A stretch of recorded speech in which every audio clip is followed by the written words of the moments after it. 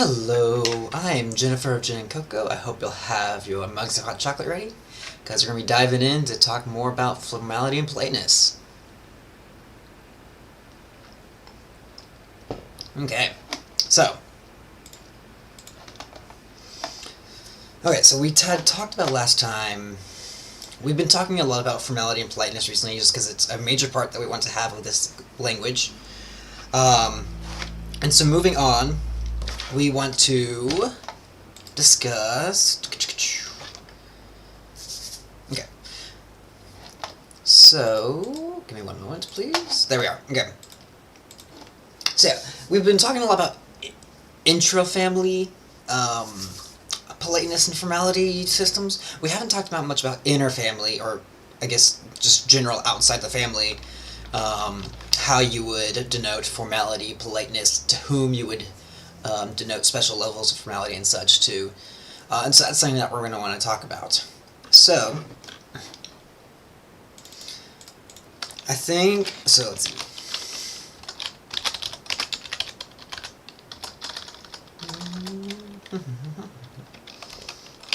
We'll call this societal deference.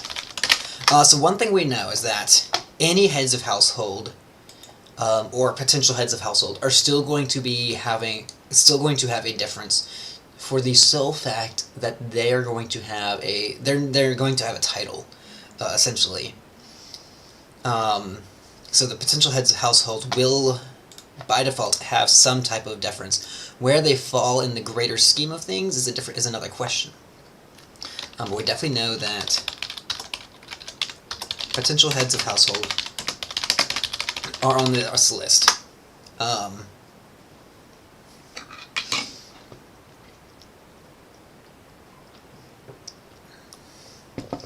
And I'm starting to realize that there might be... We'll need to consider a few things, but right now let's just look at the general hierarchy of things. Because there's going to be some other things to consider here as far as like how we want to... When we start getting into terminology, there's going to be some things we want to consider, but having a general hierarchy will help us decide where that deference is. So, yeah, first step, any potential heads of household will get a special denotation. But we also, on top of that, will have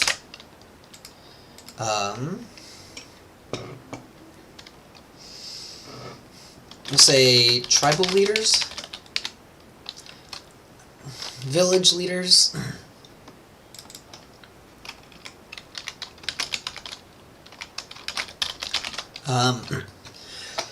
the leaders of a collection of households, essentially, over like a city or such, will get, because they would have ultimate deference. And this is where, as we come up with more jobs and such, this is where we're probably going to have more deference appearing in. One thing I've been thinking about that I think I really want to go with is having a...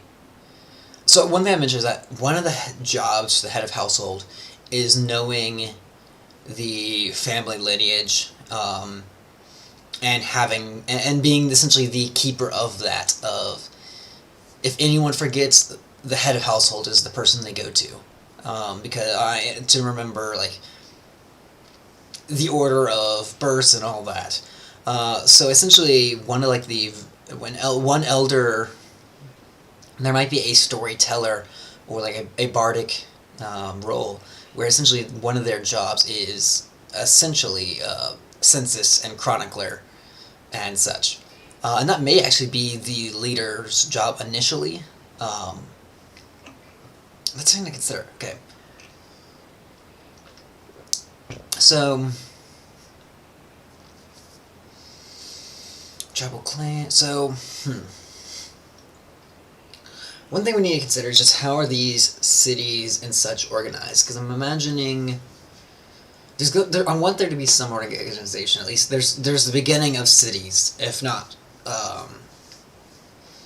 into full-fledged early Babylon at this point. So,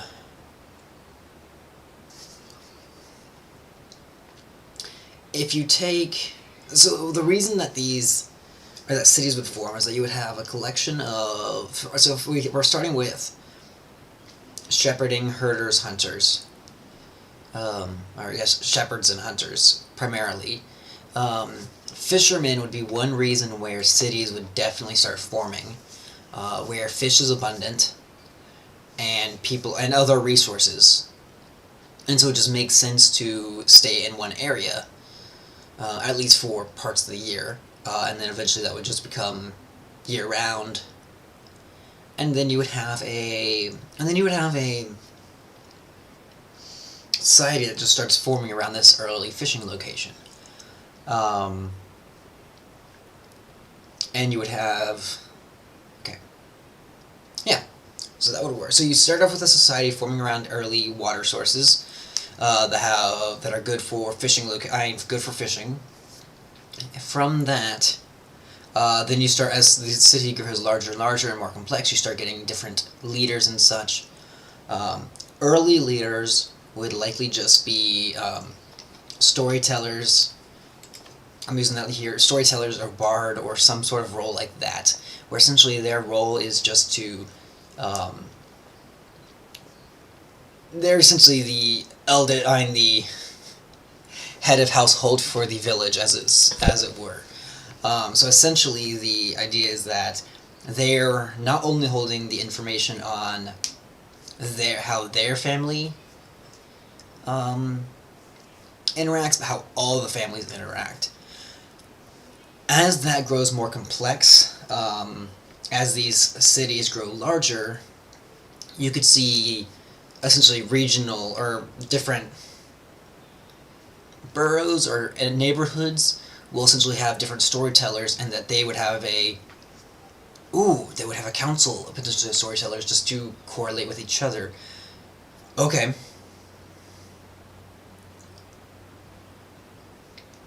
I'm liking this idea. I'm liking this a lot, actually. And I can see how this could slowly start to go into an early written language as well. If there's which we can get into that later, but yeah. So I think the council of. So yeah, let's go with village leaders. Actually, I'm gonna put these here. The other option, and actually a different option from besides just a specific singular leader, is if you have a council of the heads of household, which would also make sense. That actually might make more sense. Rather than having one singular leader, a council of the heads of household would definitely make sense for the heads of household in an area. Yeah, actually I like that more than just a singular leader. Actually, hold up, here's an idea. There is a leader, we'll call it a council leader, and it is essentially the head of household for the council. So council leader, council members, other potential heads of household, because also potential heads of household could potentially be on the council, which is good to know. So we have council leader, council members, other potential heads of household.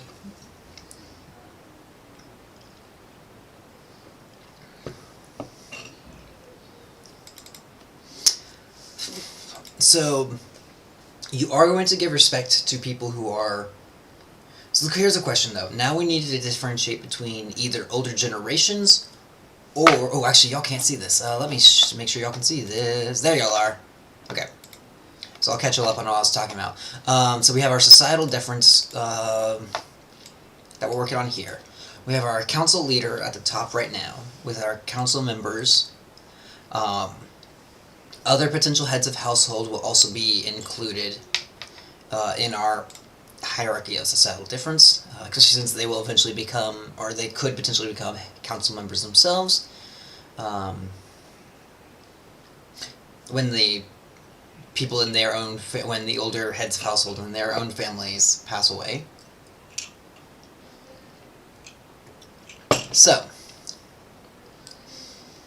the next thing would be to consider whether or not, when you are giving deference to other people, do you base it off of deference of generation, or do you base it off of deference of physical age? If it is based on generation, that would lead to the scenario where someone who is, say, 50 years old could potentially be giving deference to someone who is 5 years old, for the sole fact of the person who's 50 years old, their family just, or like they're the eldest son of an eldest son of an eldest son, just very quickly had a lot of, had a lot of kids at younger ages, whereas that younger one may be the child of of a lot of younger siblings, and thus is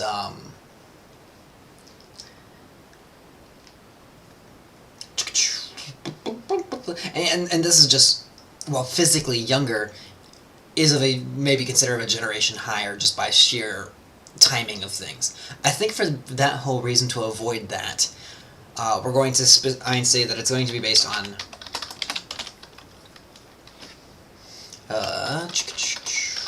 older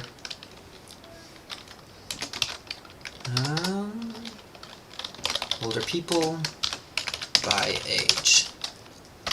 And I think there's going to be a little bit of a nuance here, is that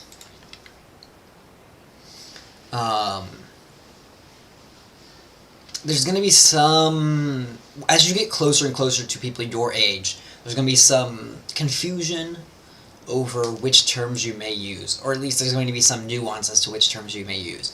I think one thing that's going to be done is that Flaunal creatures, I think, will always, people will prefer to use the older people term with Flaunal creatures, and will prefer to use a younger person term with avian creatures when they're closer in age.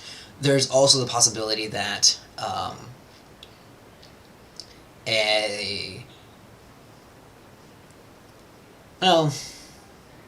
that oldest children who are not head of households may also get the older people deference. There's some playing around with that'll make more sense once we start applying actual terms to these, but I think this is a good place to start thinking about. So we have our council leader, council members, other potential heads of household, older people by age, and I think there's some nuance that we need to add in there. We're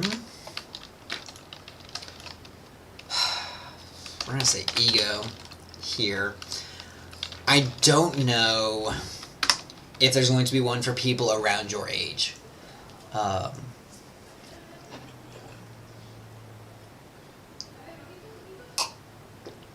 If there's going to be a term for that or not. The other thing, so then,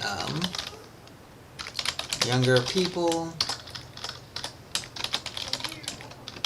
by age.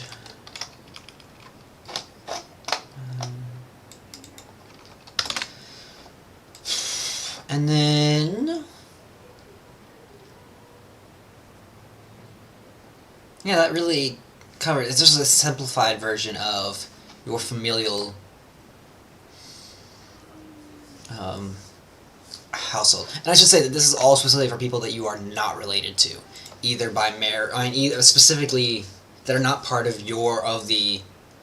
If you are Flaunal, then not part of your household. If you are Avian, then not part of the your Flaunal spouse's household, or the household you were born to, because there'd be two different terms for that. So yeah, lots of terms. We're going to have a lot of terminology here.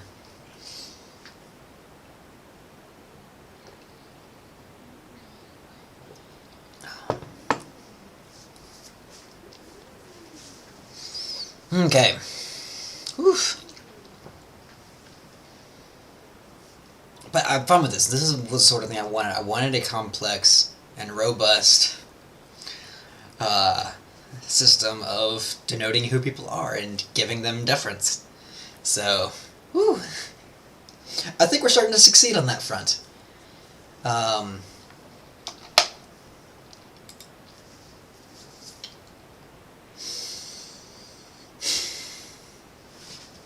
yeah, and like I said, there's going to be some more things to think about as we continue on looking at the social societal difference.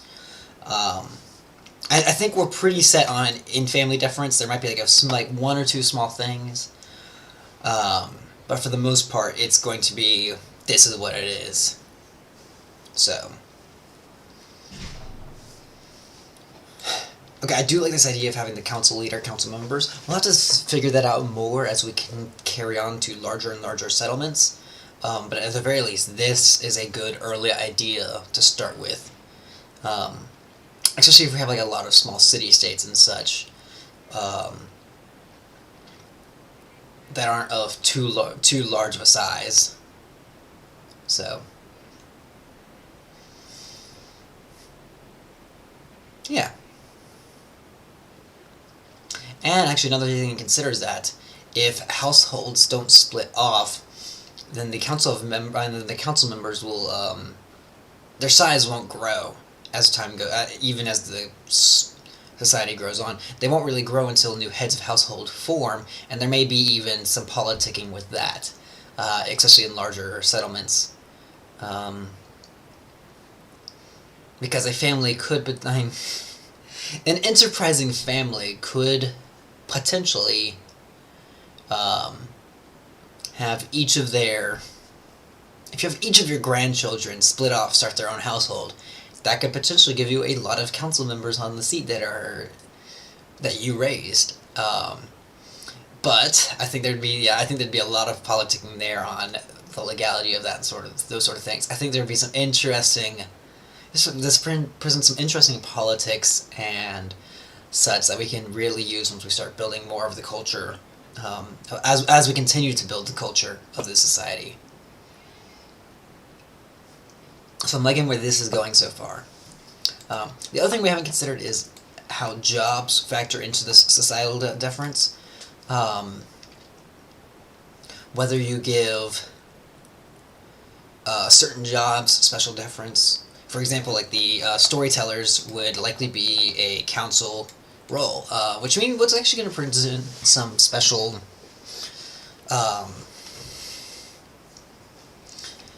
It's going to present some special uses for creating or for discussing. Blah,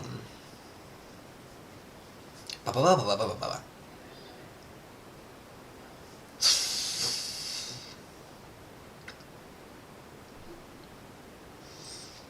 blah. Yes, so what I was saying is that having the I forgot where I was going with this. Oh well, but yeah, with having the storytellers being the council members, oh yes, it's going to present some nice opportunities for rituals and ceremonies and traditions as well. So I'm very excited about that. Another thing that I have considered, I'm not sure where we're going to go with this or not, but when we get to doing names, one thing I've kind of been interested in is the old Welsh naming system, where essentially you have your first name, but then your last name is essentially a string of the names of a bunch of your elders. So you might, and so, or not your elders, your ancestors. So essentially, like going like 5 or 6 back potentially, and so you might have this very long name, but essentially it's just I am the daughter of this person, who is the son of this person, who is the son of this person, who is the son of this person, and so on. And so it's pretty just saying, yeah, these are the people I'm related to, which would make a lot of sense in this society, I feel like. Also, this is not, I didn't mean to do that, I meant to do that. So there. That makes it look better. Okay. Carrying on with these ideas here. Yeah, and I still think that this is a little bit simplified, especially when we get here. I'm still not sure how I want to expand that yet. Okay, so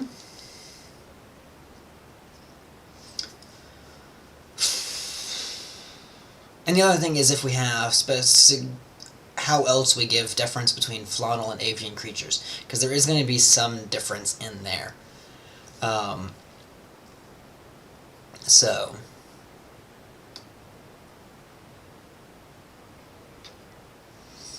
like for instance here, specifically, like Flaunal, some Flaunal creatures will get special difference. Because essentially, these two right here are only going to be Flaunal. This is only going to be Flaunal. This is only Flaunal. And this is only Flaunal. Everything else... Alright, so that leaves... It's not until you get to the 4th level of deference here that you actually start having avian creatures included in your deference. And even similarly here, like these 3 jobs at the top are going to be specifically for avian, or for Flaunal creatures. We might have avian advisors, especially those who are spouses to heads of household and council members. But for the most part, it's going to be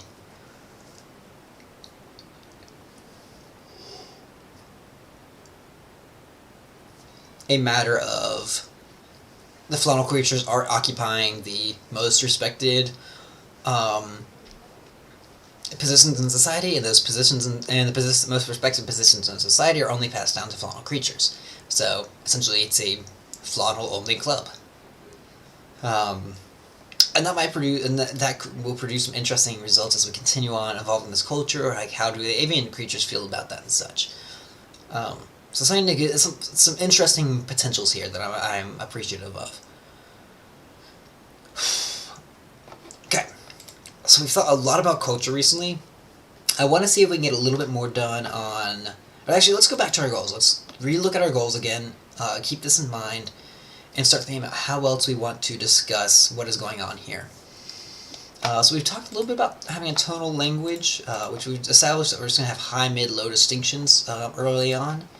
And we might evolve that into something more or not. So we have established that we do have a tonal language. Is it highly tonal? Debatable. But I think it's where we're going to start. It's going to make a nice starting off point at the very least. Our next thing is we've been maintaining our Mesopotamian-esque society as far as like technological progress so far.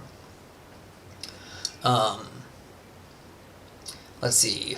We have established a gender system based on animacy and societal roles. So you have a distinction between Flaunal and avian creatures, animate creatures akin to Flaunal and avian characteristics, and then inanimate category.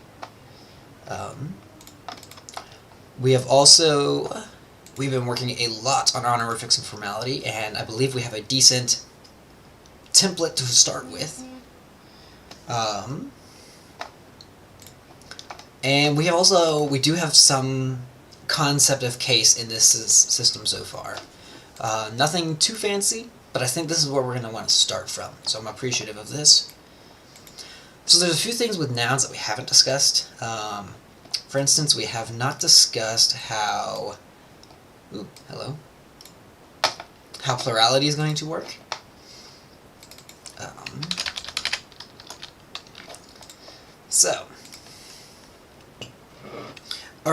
We discussed it a little bit, but not in any real detail.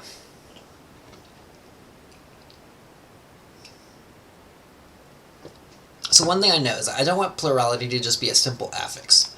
I either want it to be a standalone word or to be a clitic. I'm almost thinking to have it as a standalone, to have plurality be its own standalone word. That is essentially it's a standalone adjective that it has to be used, or that it gets used in the within the system. So let's say plurality. We're definitely going to a simple singular distinction, no question. Plural distinction with singular not having any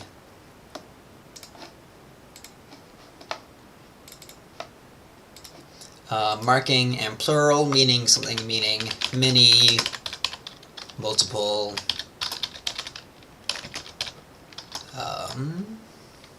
Lots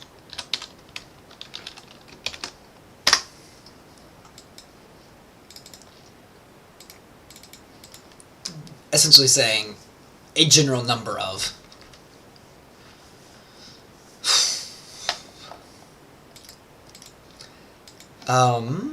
What other? I feel like I'm forgetting one of the other basic noun or things that nouns can decline.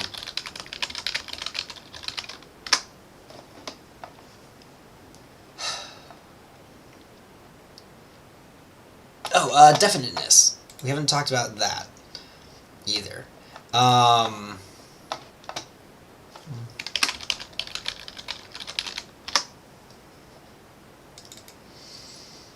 So,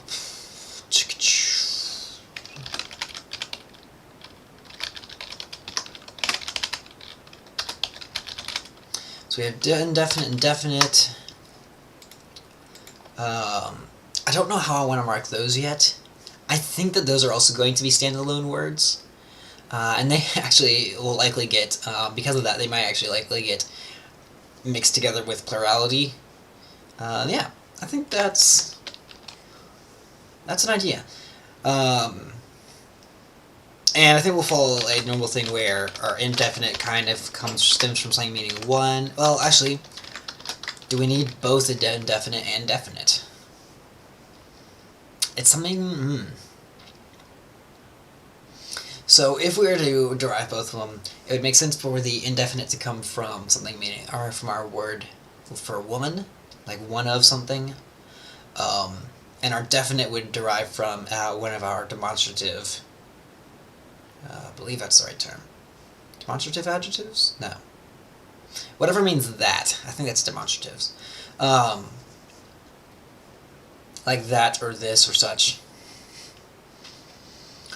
But do we need both?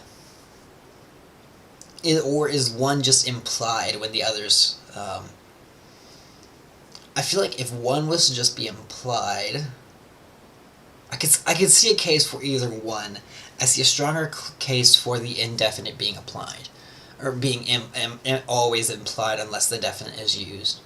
Not just maybe the English coming out of me here.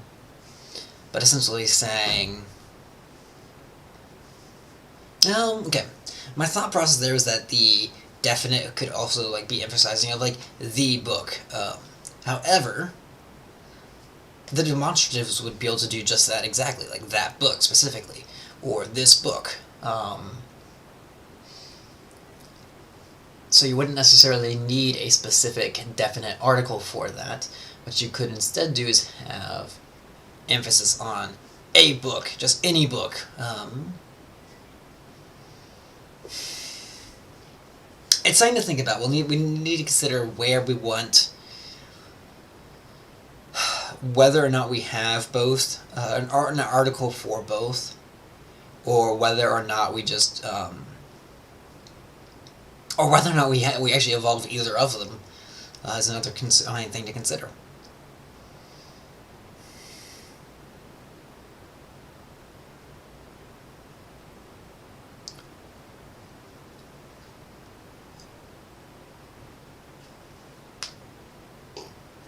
Okay.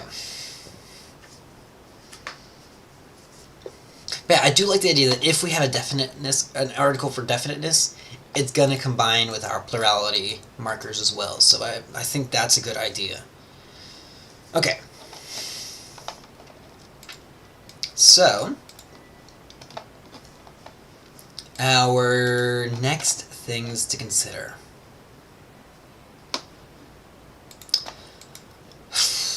I want to do more with the verbs. I don't think that's what we're going to think more about today. But these are very, very simplistic verbs at the moment, and I do want to do more with them. We haven't talked anything about mood or modality yet with our verbs, and that's definitely something I want to change. But for now, this is where this is a good place to start from. And then we've also talked a little bit about syntax. And I think we're in a decent spot here. Oh, we have not talked about pronouns yet, actually. And that's something that our honorifics and titles will also have impact, is how we use pronouns. I could potentially see there being a lot of different pronouns because we are giving a lot of different deference and such. And this goes back to what we were talking about with terminology and how it's used. If there's a lot of options. So,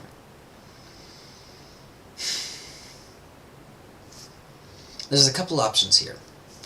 The first one I'm thinking of is that I've mentioned that potential heads of households and council members and council leaders, that those are going to be titles that are established, so those might always get deference no matter what. Just because in order to, so at least if you say their name, the title's going to be part of their name, so there might be like some altered pronouns that incorporate those titles.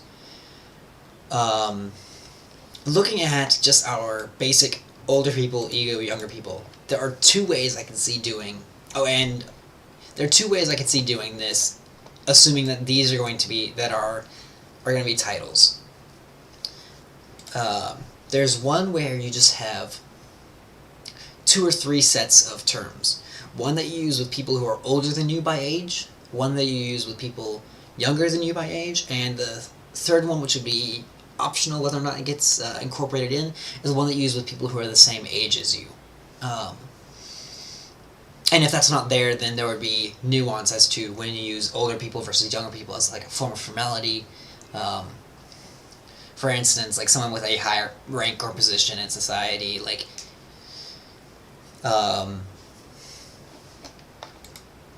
if you were, your boss would probably get an older people older person marker, while your employee might get a younger person marker. Stuff like that. Just there's some potential there for figuring out how these things work as this society. Or there might just be a general of, we are always familiar with people that we are of our age, so we use the younger people one, or we're always polite with people our age and older, so we just use the older people one. Or, as I mentioned, there might be a Flaunal Avian difference here. Which I think that that's probably where I would go, where just with people I'm roughly your age, even if they may be slightly younger than you, you might use the Flaunal term, or you might use the older term with Flaunal creatures, and for any avian creatures, even if they are just slightly older than you might always use the younger term around avian creatures. Which I think just for that cultural difference, if I was to go this route of just having one for older people, one for younger people, and such, then I would definitely have only the two, because I like that, having that room for culture to shine through the language. The other option would be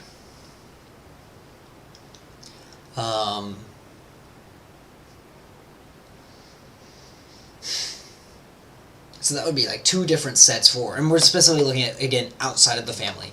Once we get inside the family, things are getting a little bit more complicated to some degree. So the other option is that is using an in-group, out-group. So essentially, let me think about how this would work.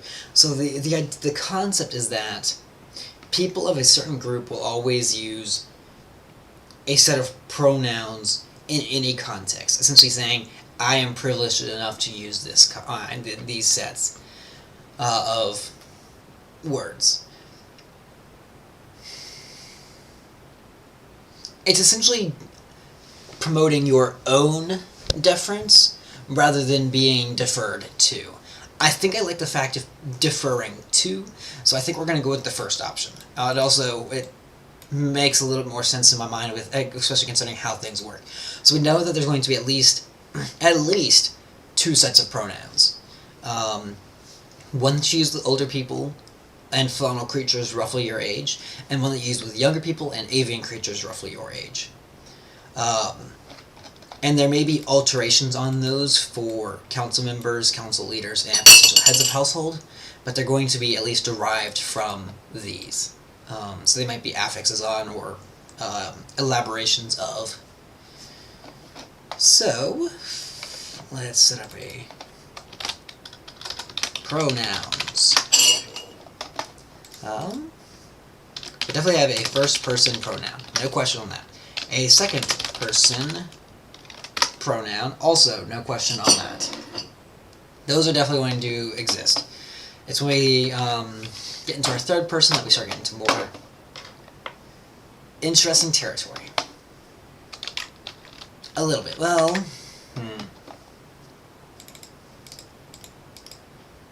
actually, hold on. We need a second person. So actually, let's see. Second person. We'll say formal and informal. We'll just call it that for right now because you have just your older and younger. It really is a formal and informal distinction. We just know that older, and that we've already specified just kind of some situations where formal would specifically be used versus informal would specifically be used. And then we have third person, formal, informal, and actually we need to divide these up even more because it's not just formal, informal. Actually, I need to do this because it's head of household, formal, head of household, informal. And while it might seem odd to give an informal pronoun to a head of household, if you yourself are a head of household, it would make more sense to do. To address someone who is a younger head of household, or for the council leader, who is the ultimate head of household, would essentially just use the informal with everyone. But there might be still a distinction of, hey, you're not just informal, you are still a cut above by your birth. And so we would have similar things with third person. Okay. So,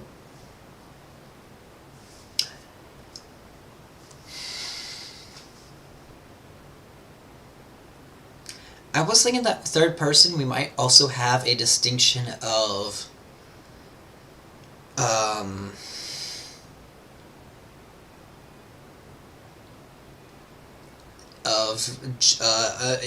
our noun class distinctions.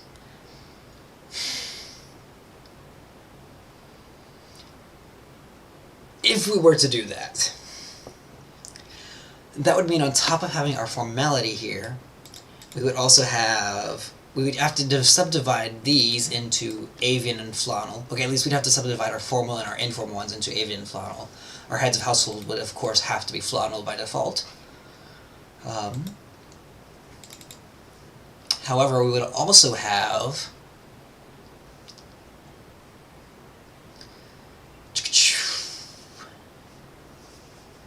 okay, I have an idea. I'll get back to this in just a moment.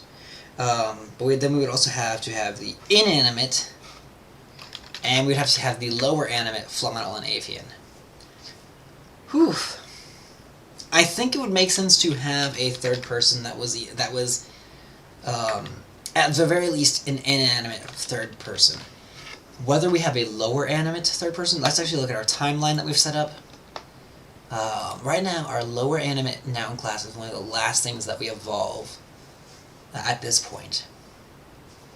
We've also set up that our Flaunal and avian noun classes are later evolved, so it would make sense that if those don't evolve into our system here. However, it would also make sense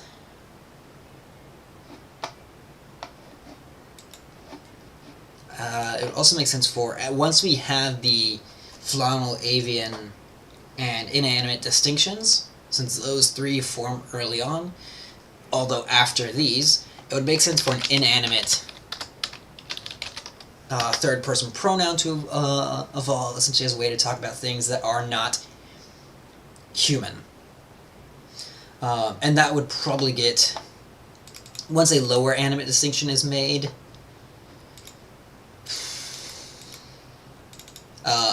it would probably be either informal. You would probably use either informal or inanimate for that. That would make sense. Yeah, I think Oddly enough, we're going to keep our noun class system mostly away from our pronouns, which I actually kind of find interesting. Um, and we might reconsider that as we carry on, but I think this is a good place to start. Um,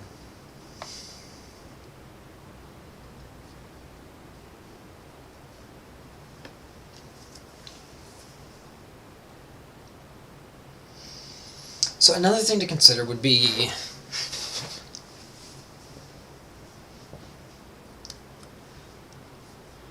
do we have any plural distinctions in our pronouns?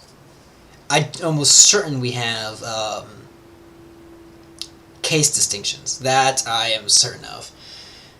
So at the very least, we're going to have a nominative. Let's see.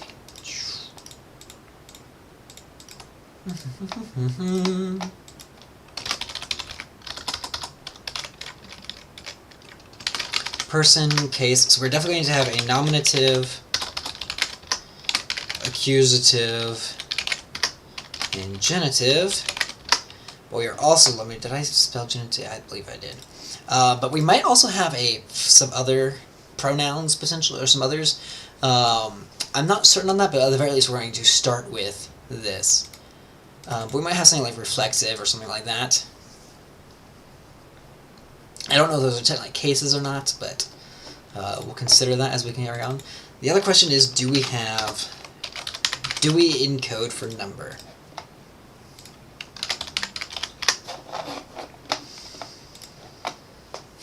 Like, do we have... Well, actually, no, because we've already established that number is not... Since number is not generally incorporated on nouns, I don't see why they would specifically be added on to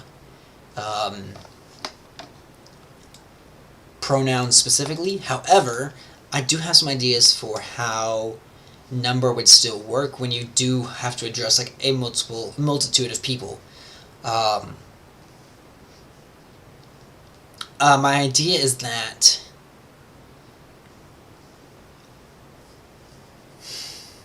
how do I put this? You would essentially address each category of groups separately. So with to some extent, with like once you got to get to indistinguishably large crowds, there might be a different way you use some of these pronouns, if you use pronouns at all in the context of a large crowd, where you might say, "Ladies and gentlemen," or something akin to that. So yes, I think this is going to be a simple start. Actually, so since we know that this is actually, hold on, because this is not as simple as it gets. We also have family. Will that affect how we mark our how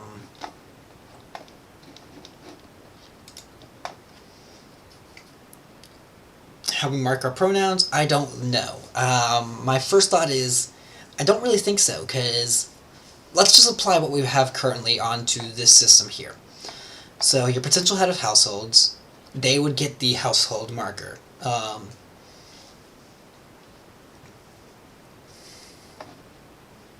They would get the household marker, specifically the household formal marker for just about all of them.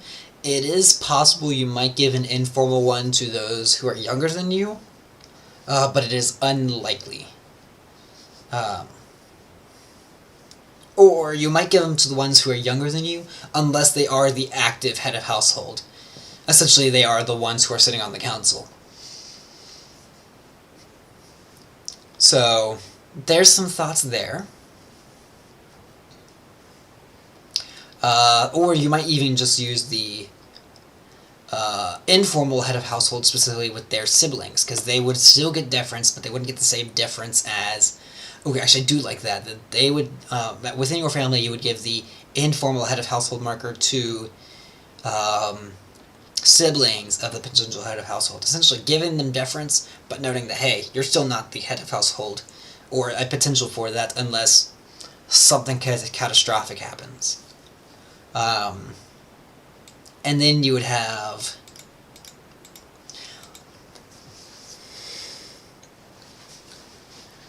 I still think the eldest child is still going to have a title, and it's not going to be that far off from potential head of household, but you're not going to necessarily use a different pronoun with them. You will still give them a special deference. You would still give them you would still use a formal pronoun. I think we need to do some formality and politeness encoding on verbs, and I think that will help add some of the nuance here. That'll help really seal this as being a very full-fledged system and get the levels that we have established here. Okay, so we need to find a way to put some politeness on our verbs.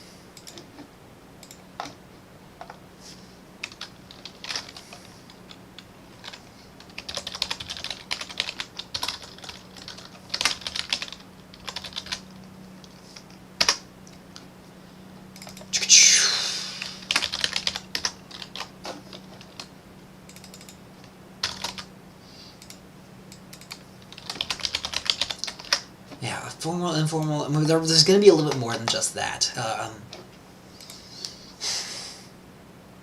But yeah, I think that's going to be important to really sealing this formality system. Is to have, once we get it, if we get it encoded on the verbs on top of everything else, I think that's going to be, I think that's going to really be a seal it all. Okay. So going back, so yeah, the oldest child among us older generations is going to get a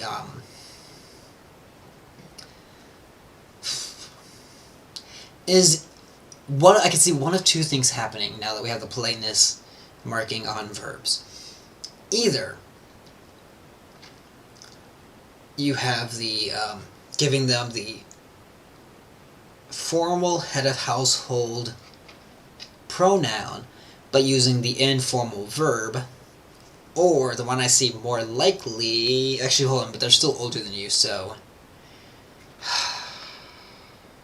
Yeah, I think we're going to need, on our verbs, we're going to need probably 3 different distinctions of a head of household.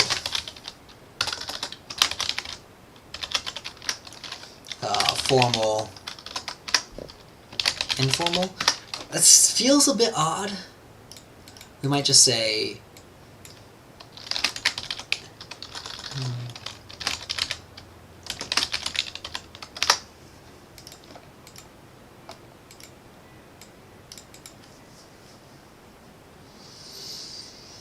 of highly respectful, and just, hey, how you doing, casual. So,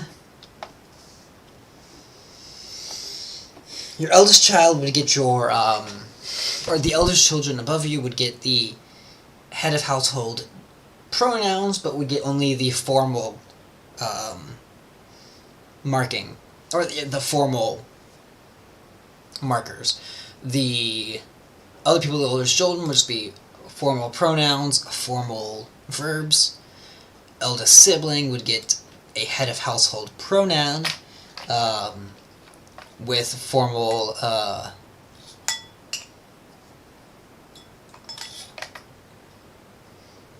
with either formal or highly formal verbs. There's a lot. There's lots of room for complication here. I like this idea. I need to look more into this and think more on this. And I think this is actually a good place to stop. I'm looking forward to this week. I feel like we're getting very close to starting to actually start coining some words. We've done a lot of the plotting and planning so far that I've been wanting to do. We're feeling solid on our grammatical gender, and actually let's take off the ideas here, because this is essentially our noun class. I'm feeling solid on that. We have our case system. I'm feeling good about that as we carry on. We've put some thought into our nouns. We definitely want to keep considering how we're going to do mark definiteness, but that's something we don't have to worry about for a little bit. We are getting so close to getting our honorifics and titles where I want them to be. I just need to figure out how they're going to work on verbs and pronouns a little bit more. So that's something we're going to be looking at next week. And then I just want to work on verbs just a little bit more. I want to put a little bit of thought into modality and mood, and to any other aspects of tense or aspect that I feel like we should really touch on. But yeah, this is where we're going to be stopping for today. I'm very happy with this. This is a really good place to be at right now. So, we're going to call it here. I will see you all again next week, or not next week, on Wednesday at 11 o'clock a.m. Eastern. Please feel free to join me, jump in the chat, say hi, and talk with me about languages and culture. After this, I'm going to be jumping on Twitch in about 10-15 minutes. I don't know what I'll be streaming at, but I'm sure we're going to have a great time, so feel free to join me. Until then, see y'all next time, and have a great rest of your